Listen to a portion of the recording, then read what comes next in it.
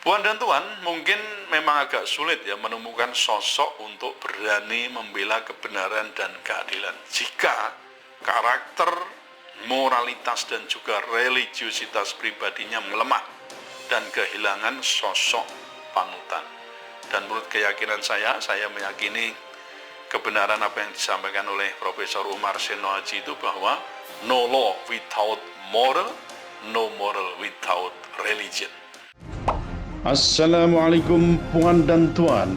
Anda berjumpa kembali dengan saya Profesor Suteki di channel yang radikal, ramah, terdidik, dan berakal. Puan dan Tuan dijamin tidak akan merugi mengikuti channel ini, maka jangan lupa untuk subscribe, like, comment, and share. Assalamualaikum warahmatullahi wabarakatuh. Apa kabar Puan dan Tuan? Pada hari ini semoga Anda dalam keadaan yang sehat walafiat, tidak kurang sesuatu apapun, murah rezeki, sandang, pangan, dan papan. Puan dan Tuan, pada kesempatan ini Anda masih setia bersama saya Profesor Suteki di channel yang radikal, ramah, terdidik, dan berakal. Perkenankan pada kesempatan ini saya akan membincangkan tentang kekerasan oleh oknum polisi terhadap mahasiswa demonstran di Tangerang, Banten, ya, yang videonya viral di media sosial. Bahkan ada yang mengatakan kekerasan itu dengan istilah smackdown, ya, yang dulu sebuah olahraga yang sangat terkenal tapi juga banyak menimbulkan korban, ya. Saudara sekalian, suara.com tanggal 13 Oktober 2021 memberitakan bahwa ada anggota polisi yang mengamankan demonstrasi di depan kantor Bupati Tangerang, Banten, membanting seorang mahasiswa sampai kejang lalu pingsan untuk beberapa waktu. Rekaman video peristiwa tersebut kemudian tersebar luas ke WA Group, ya, dan memancing kembali kritik keras terhadap tindakan aparat keamanan dalam menangani masyarakat yang sedang menyampaikan aspirasi.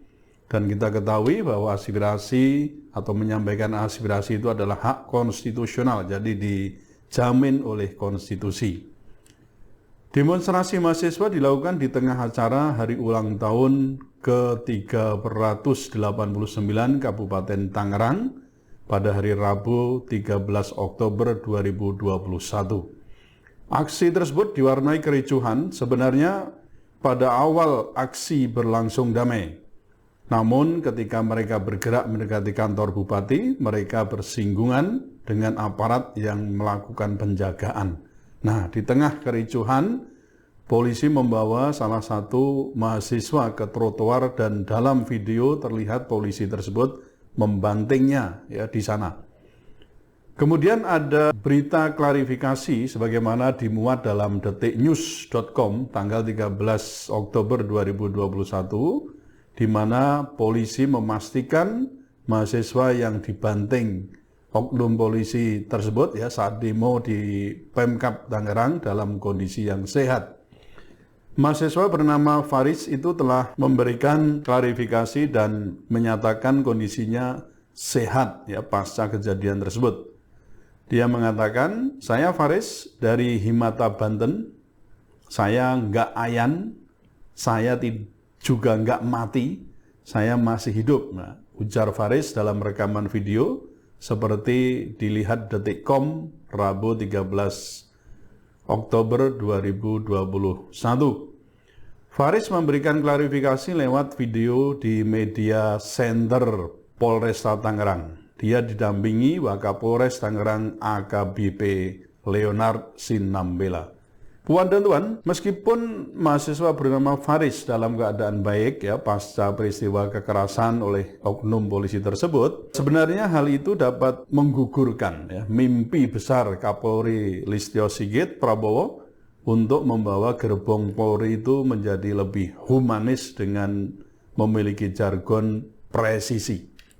Memang sejak awal, sejak pencalonan ini terutama dan juga pasca pencalonan di awal itu, saya pernah melontarkan rasa keraguan terhadap kemajuan dan penegakan hukum di bawah Kapolri yang baru, Jenderal Listio Sigit Prabowo. Mungkinkah Kapolri baru definitif itu sungguh-sungguh mampu merealisasikan ke-8 komitmennya dalam menjalankan tugas pokok kepolisian Republik Indonesia, sementara selama ini yang dikenal dalam penegakan hukum kita adalah yang disebut dengan industri hukum. Kapolri baru menyampaikan 8 komitmen bila mana memimpin institusi Polri yang sekarang beliau pimpin. 8 komitmen itu terdiri dari 1, menjadikan Polri sebagai institusi yang prediktif, responsibilitas, dan transparansi berkeadilan atau presisi. Yang kedua, menjamin keamanan dan untuk mendukung program pembangunan nasional. Yang ketiga, menjaga soliditas internal. Yang keempat, meningkatkan sinergitas dan soliditas TNI Polri serta bekerja sama dengan aparat penegak hukum dan kementerian atau lembaga lain untuk mendukung dan mengawal program pemerintah. Yang kelima, mendukung terciptanya ekosistem inovasi dan kreativitas yang mendorong kemajuan ekonomi Indonesia. Yang keenam, menampilkan kepemimpinan yang melayani dan menjadi teladan. Yang ketujuh, mengedepankan pencegahan permasalahan, pelaksanaan keadilan, restoratif justice, dan problem solving. Dan yang kedelapan, setia kepada NKRI dan senantiasa merawat kebinekaan. Puan dan Tuan, mengapa kita atau khususnya saya menyaksikan 8 komitmen Kapolri baru tersebut di muka?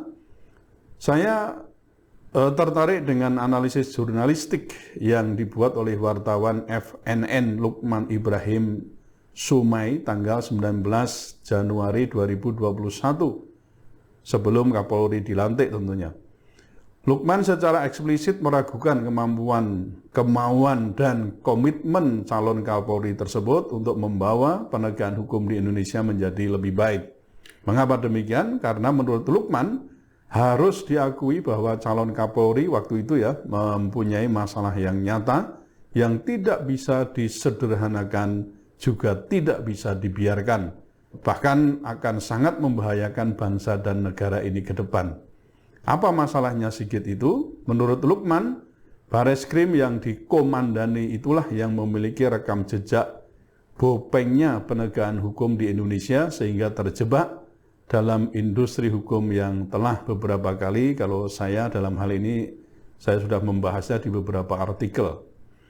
Puan dan Tuan, sebagai negara hukum, Indonesia membutuhkan sebuah sistem hukum di mana negaralah yang mempunyai otoritas penuh dalam menegakkan penerapan hukum. Negara berdaulat penuh untuk melaksanakan seluruh hukum, negara tidak boleh dalam kendali atau intervensi sebuah kelompok tertentu. Orang menyebutnya seringkali dengan nama oligarki dalam melaksanakan penegakan hukum.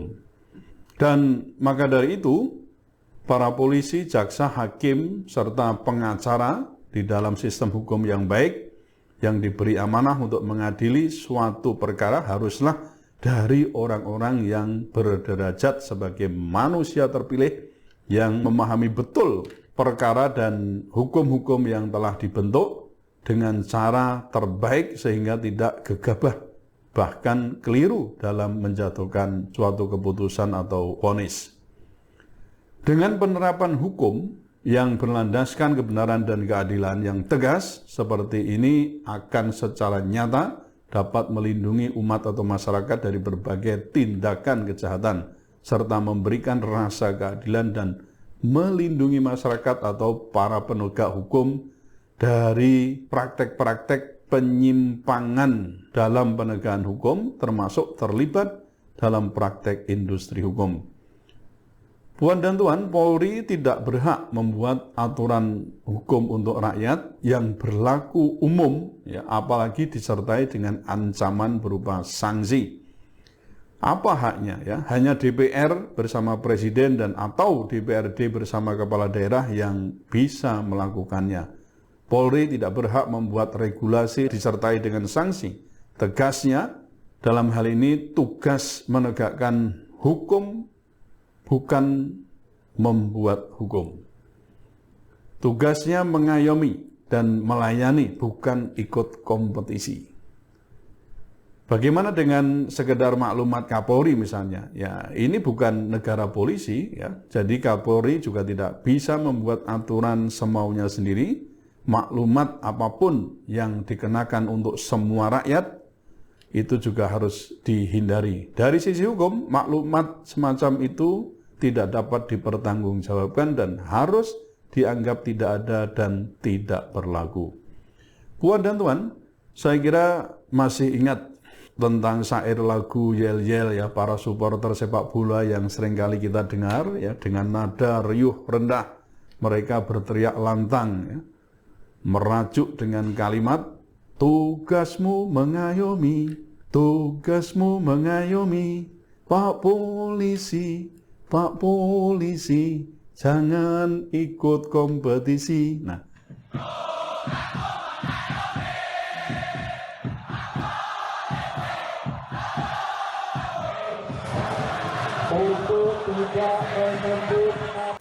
apa pesan yang tersirat dari syair lagu tersebut?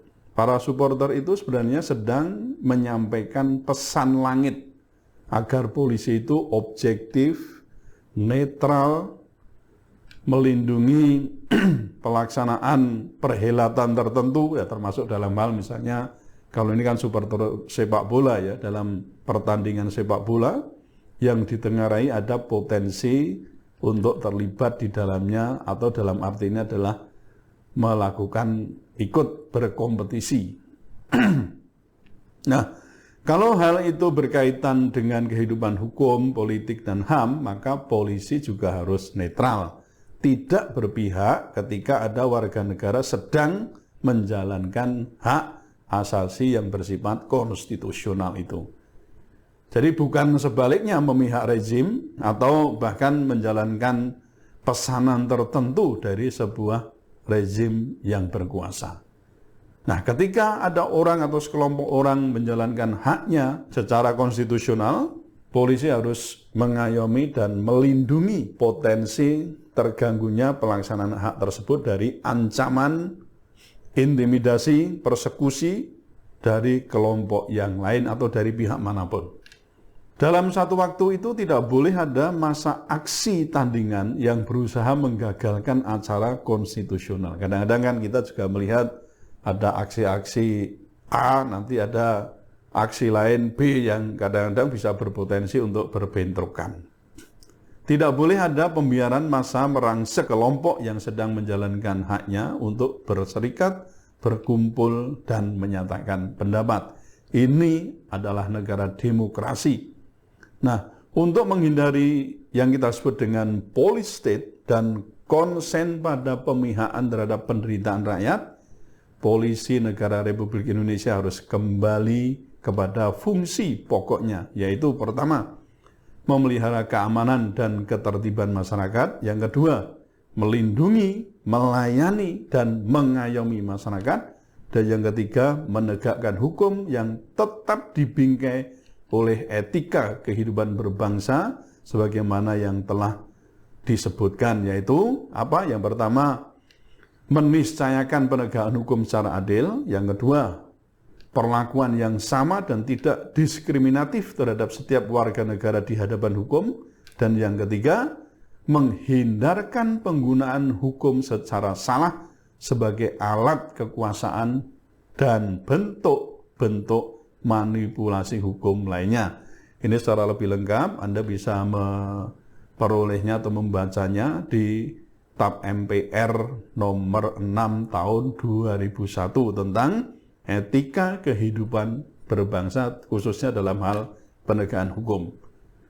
Saudara sekalian, dimanapun saudara berada, meskipun Polri telah mempunyai tugas menegakkan hukum, Polri tidak boleh menjadikan kewenangan dan aturan hukum sebagai alat gebuk terhadap rakyat yang sedang menjalankan hak konstitusional.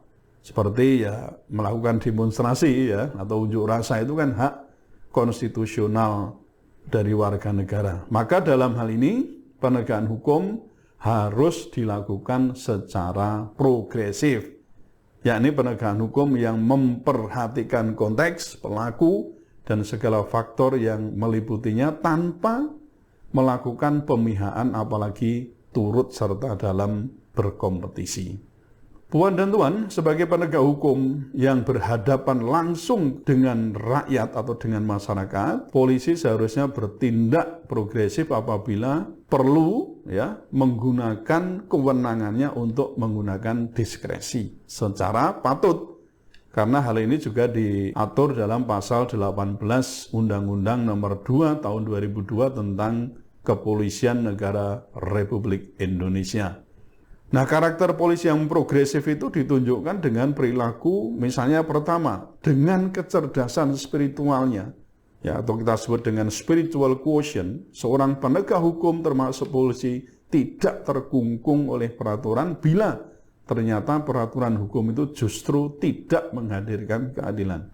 Yang kedua, polisi sebagai penegak hukum mau melakukan penafsiran secara dalam hal ini mau melakukan penafsiran terhadap peraturan hukum khususnya dalam melakukan penemuan hukum atau rechtsbinding melalui pencarian makna yang lebih dalam atau disebut dengan deep interpretation dari suatu teks dan konteks hukum sehingga tidak terjebak dengan makna-makna gramatikal yang dangkal.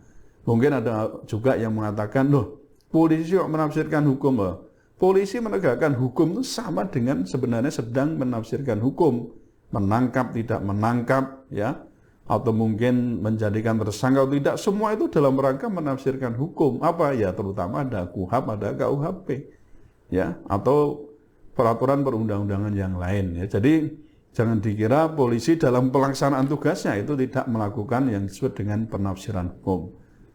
Polisi sebagai penegak hukum, yang ketiga ini ya, mau memiliki kepedulian dan keberpihakan terhadap rakyat, pihak-pihak yang lemah, yang harus dijamin dan dilindungi hak-haknya. Nah, ini kita sebut dengan namanya compassion, jadi keterlibatan dalam hal pembelaan terhadap orang-orang yang lemah, bukan malah sebaliknya, menindas atau melakukan kekerasan.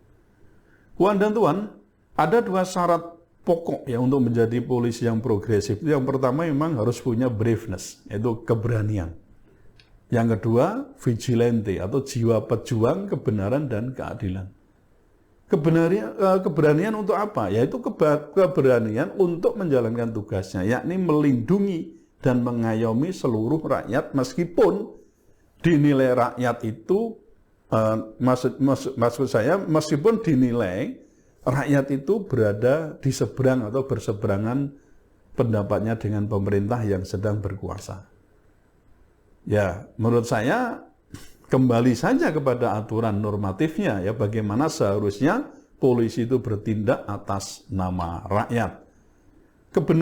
Keberanian itu akan muncul manakala kesadaran politik setiap insan meyakini kebenaran yang diperjuangkan. Nah, itu kita sebut dengan, nanti ditambah dengan vigilante. Ya, vigilante itu memperjuangkan kebenaran dan keadilan.